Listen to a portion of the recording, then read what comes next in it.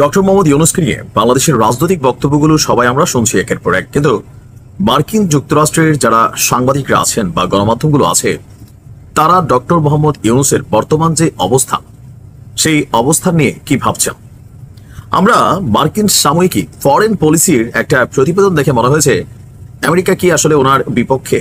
কারণ মার্কিন এই সাময়িকীতে যে প্রতিবেদনটা সামনে এসেছে সেখানে বেশ কিছু জিনিস সামনে আনা হয়েছে যেটা ডক্টর মোহাম্মদ ইউনূসের যারা ফ্যান ফলোয়ার আছেন তাদের জন্য কিছুটা উত্তেজনা তৈরি করবে। আই মিনস হচ্ছে হার্টবিট আপনার কিছুটা বাড়িয়ে দেবে।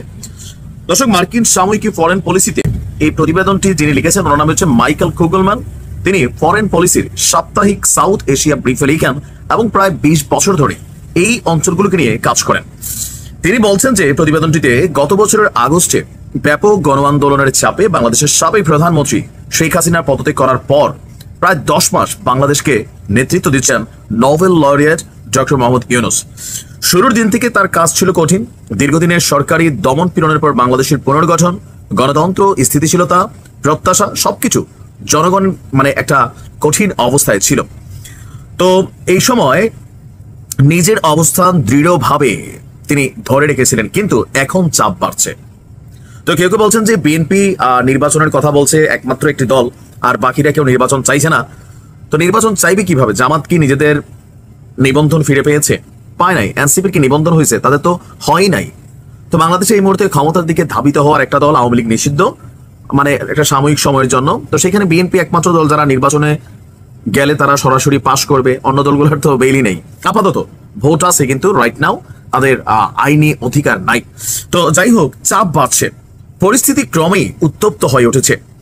তিনি বলছেন যে ইউনূসের নেতৃত্বাধীন একটি অন্তর্বর্তী সরকারের প্রতি বাংলাদেশি জনগণ ক্রমাগত অধৈর্য হয়ে উঠেছে, যার কোনো গণভিত্তি নেই। এই সরকারটার কোনো গণভিত্তি নেই। আচ্ছা, যা এখন পর্যন্ত নির্বাচনের তারিখ নির্ধারণ করেনি এবং দৃশ্যমান অগ্রগতির অভাব সত্ত্বেও ব্যাপক সংস্কারের উদ্যোগ নিয়ে এগিয়ে চলছে। এই সরকার বলছে 2026 সালের মধ্যভাগে জাতীয় নির্বাচন অনুষ্ঠিত হবে। বাংলাদেশ একের পর এক খারাপ খবরে বিপর্যস্ত। 24-25 অর্থবছরের প্রাথমিক হিসাব অনুযায়ী অর্থনৈতিক প্রবৃদ্ধি করোনা মহামারীর পর সবচেয়ে কম হবে বলে ধারণা করা হচ্ছে। দেশের আইন শৃঙ্খলা পরিস্থিতিও অবনতির দিকে বাড়ছে সহিংস অপরাধ। তারপর আমাদের সেনাপ্রধানের ইস্যুটা এখানে সামনে নিয়ে আসা হয়েছে, যে বলা হচ্ছে যে সেনাপ্রধান বলছিলেন নির্বাচনের সর্বশেষ সময়সীমা ডিসেম্বর হওয়া উচিত। অপরদিকে বাংলাদেশ জাতীয়তাবাদী দল বিএনপি প্রথমবারের মতন অন্তর্বর্তী সরকারের বিরুদ্ধেও রাস্তায় নেমেছে।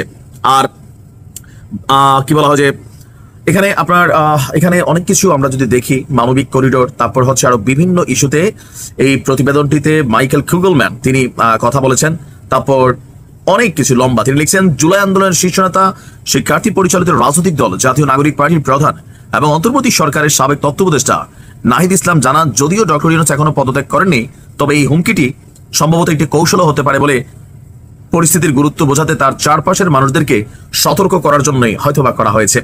এই বিশ্লেষকের মতে ডক্টর ইউনূস এখন গুরুত্বপূর্ণ অংশীজনদের সঙ্গে সংঘাতের পথেই এগিয়ে যাচ্ছেন। ছাত্রনেতাদের সিদ্ধান্তে সমর্থন দিয়েছেন এবং তাদের নীতিগত অবস্থানকেও তিনি সমর্থন করছেন। আর নির্বাচনের সময় পেছালেও সংস্কার কার্যক্রম সম্পন্ন করতে বদ্ধপরিকর ডক্টর ইউনূস। কিন্তু বাংলাদেশ সেনাবাহিনী, এই শব্দটা এখানে পরিকল্পিতভাবে জোড়া দেওয়া হয়েছে কিনা জানি না, বাট তিনি লিখছেন যে বাংলাদেশ সেনাবাহিনী, বিএনপি, ব্যবসায়ী মহল এবং সম্ভবত বেশিরভাগ সাধারণ জনগণ যত তাড়াতাড়ি সম্ভব নির্বাচনের পক্ষে। আর এতেই বিভাজন রেখা তৈরি হতে পারে। বিএনপির সঙ্গে এখন এনসিপি এবং প্রভাবশালী দল জামাত ইসলামের মতন অন্যান্য দলগুলো দ্বন্দ্বে জড়াচ্ছে।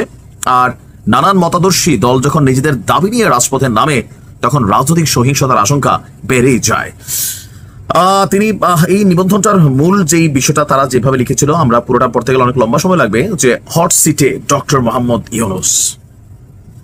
মার্কিন যুক্তরাষ্ট্রের এই সাময়িকী যেটা এই ধরনের প্রতিবেদন, অবশ্যই এই মুহূর্তে এখানে যা লেখা হয়েছে সেটা ডক্টর মোহাম্মদ ইউনূসের জন্য আন্তর্জাতিক জনসমর্থন, আন্তর্জাতিকভাবে সাপোর্টিং, সামাও কিছুটা তো বৈরী মনোভাব অথবা বিপরীত প্রতিক্রিয়া তৈরি করবে নাকি।